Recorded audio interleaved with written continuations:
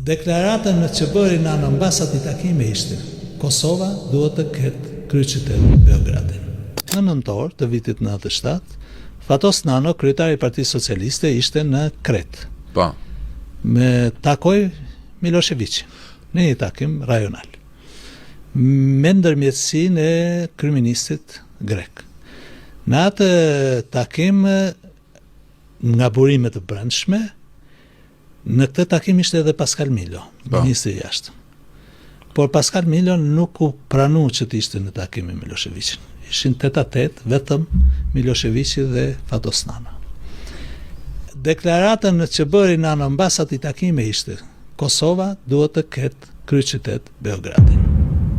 Kosova duhet të ketë kryeqytet Beogradin, e ka thënë Fatos Nano në 97-ën? Unë kam qenë 4 vjeç. Në nëntor të 97-s. Në nëntor të 97-s. Unë kam bërë, besoj, një 3-4 analiza dhe komente për këtë. Pra, pas ka dhe më keq.